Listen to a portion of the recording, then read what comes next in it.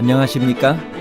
인생의 복잡한 문제들을 말씀으로 단칼에 해결해주는 김종근 목사의 쾌도 남마입니다.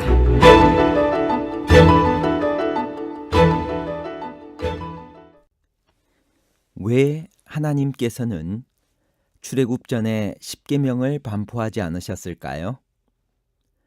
출애굽 이후에 십계명을 반포한 특별한 뜻이 있을까요? 십계명은 출애굽의 전제 조건이었나요? 아니면 출애굽한 후에 주어진 후속 선물이었나요? 구원을 받기 위해 십계명을 지켜야 하나요? 아니면 구원받았기 때문에 감사한 마음으로 지켜야 하나요? 부모가 지은 죄의 책임은 자식에게 전가되나요? 아니면 부모 자신에게만 책임이 있나요? 죄의 전가와 당사자의 책임에 관한 복잡한 문제를 하나님 말씀의 가르침으로 명쾌하게 해결해 드리겠습니다. 출애굽기 20장은 그리스도인들이 귀하게 여기는 십계명의 반포로 유명한 장입니다. 십계명은 어떻게 우리에게 주어졌으며 다른 법들과는 어떤 차이가 있나요? 출애굽기 24장 15절에서 18절까지 있는 말씀입니다. 모세가 산에 오르매 구름이 산을 가리며 여호와의 영광이 시내산에 머무르고 구름이 6일 동안 산을 가리더니 제7일에 여호와께서 구름 가운데 모세를 부르시니라. 산 위에 여호와의 영광이 이스라엘 자손의 눈에 맹렬한 불같이 보였고 모세는 구름 속으로 들어가서 산 위에 올랐으며 40일 40야를 산에 있으니라. 하나님께서는 십계명을 이렇게 장엄하고도 인상적인 방법으로 백성에게 전해 주셨습니다. 십계명은 하나님께서 두 돌판에 친히 기록하여 모세에게 주셨습니다. 십계명을 반포하시기 전에 십계명을 사람에게 주시는 분이 누구신지 그 주체를 밝히고 있습니다. 그분은 누구신가요? 출애굽기 20장 2절. 나는 너를 애굽 땅 종되었던 집에서 인도하여 낸 너의 하나님 여호와로라. 십계명을 주시는 분을 창조주 전능하신 분으로 소개하지 않고 너를 애굽 땅 종되었던 집에서 인도하여 낸 내 하나님 여호와로 소개하고 있습니다. 두려워서 십계명을 지키지 말고 감사하고 기뻐서 십계명을 지켜야 한다는 권면이 압축되어 있습니다. 여호와라는 뜻은 스스로 있는 자라는 뜻입니다. 만들어진 다른 우상들과는 비교할 수 없는 분이십니다. 애굽 땅 종되었던 집에서 인도하여 내신 그 사랑의 하나님을 기억하라고 하는 것입니다. 십계명은 이스라엘 민족에게만 주신 것인가요? 누가복음 10장 27절.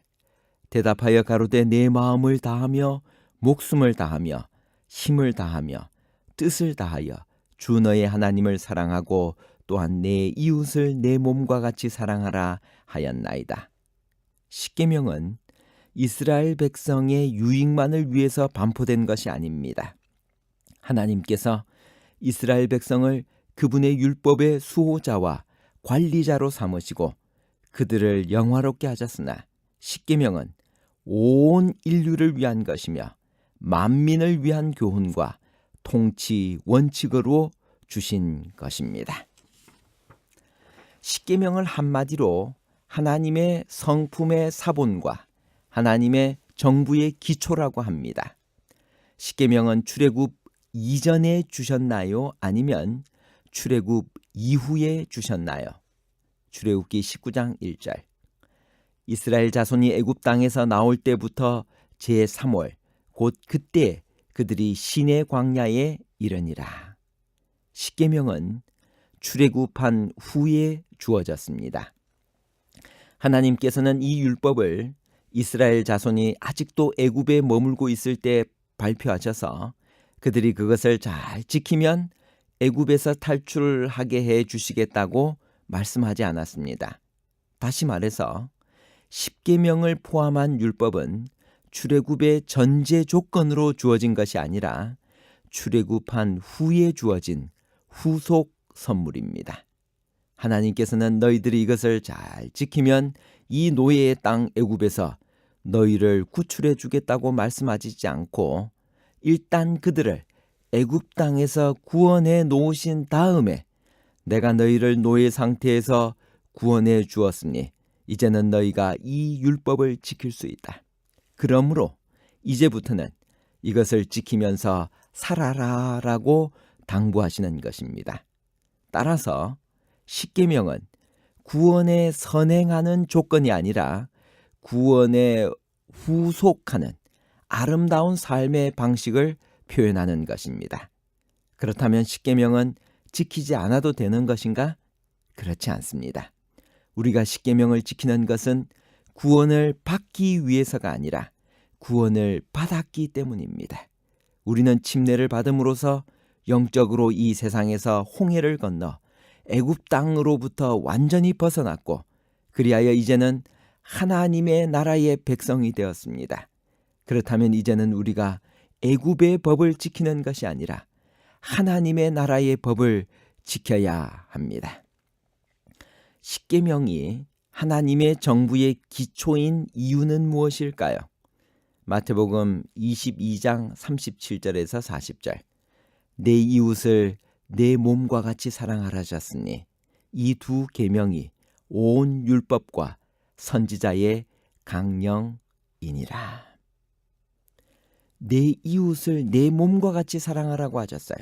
그리고 이것을 율법과 선지자의 강령이라고 하셨습니다. 십계명의 핵심이 사랑임을 천명하셨습니다.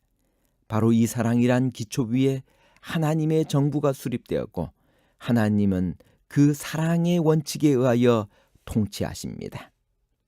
십계명이 하나님의 성품의 사본인 이유는 무엇일까요? 요한일서 4장 8절 10절에 한마디로 말씀하셨습니다. 하나님은 사랑이시라. 부모의 죄는 3, 4대까지, 그들의 은혜는 1000대까지 베푸시나요? 즉 아비의 죄가 3, 4대에 이르고 반대로 아비의 의는 1000대까지 이른다는 말인가요? 출애굽기 20장 5절에서 6절에 있는 말씀입니다. 나를 미워하는 자의 죄를 갚되 아비로부터 아들에게로 3, 4대까지 이르게 하거니와 나를 사랑하고 내 계명을 지키는 자에게는 1000대까지 은혜를 베푸느니라. 고대 이스라엘에 한 속담이 있었습니다. 아버지가 신 포도를 먹었으므로 그의 아들의 이가 시다. 에스겔 18장 2절. 이는 죄 지은 이와 벌 받는 이가 다를 때 하는 말입니다. 선지자 에스겔은 그런 그들의 모습을 보고 외쳤습니다. 이스라엘 가운데서 다시는 이 속담을 쓰지 못하게 되리라. 에스겔보다 조금 이른 시기에 선지자 에레미야가 외칩니다. 신 포도를 먹는 자마다 그의 이가 신 것 같이 누구나 자기의 죄악으로 말미암아 죽으리라. 에레미야 31장 30절. 사실 이 원칙은 신명기에 이미 나타나 있습니다. 신명기 24장 16절. 아버지는 그 자식들로 말미암아 죽임을 당하지 않을 것이요 자식들은 그 아버지로 말미암아 죽임을 당하지 않을 것이니 각 사람은 자기 죄로 말미암아 죽임을 당할 것이니라. 그 반대의 경우도 마찬가지입니다. 아버지가 단 포도를 먹었다고 아들의 이가 달다는 것도 성립되지 않습니다. 그래서 에스겔 14장 14절 비록 노아, 다니엘, 욥 이 세 사람이 거기에 있을지라도 그들은 자기의 공의로 자기의 생명만 건진다. 이렇게 자기의 죄와 의는 그 개인에게만 해당되는 것이 분명하고 당연한 원칙인데 왜 둘째 계명은 아비의 죄가 3, 4대에 이르고 반대로 아비의 의는 1000대까지 이른다고 말하고 있을까요? 이 말씀의 진정한 의미는 다음과 같습니다. 3, 4대와 천대가 문자 그대로의 숫자상의 의미가 아니라는 것은 분명합니다. 그것은 극적인 대조와 비교를 통해 하나님은 죄를 벌하기보다 사랑과 은혜를 베푸는 분이심을 강조하는 것입니다. 동시에 죄의 영향력과 의의 영향력의 차이를 강조하는 것입니다. 죄는 인류의 역사에 죽음과 멸망을 가져왔습니다. 그러나 그것은 3, 4대와 짧은 이 죄악의 역사가 지나면 끝날 것이지만 십자가에 베푸신 하나님의 은혜는 인류에게 천대와 같은 영원한 시대에 평화와 안식을 줄 것이라는 의미입니다. 결론입니다.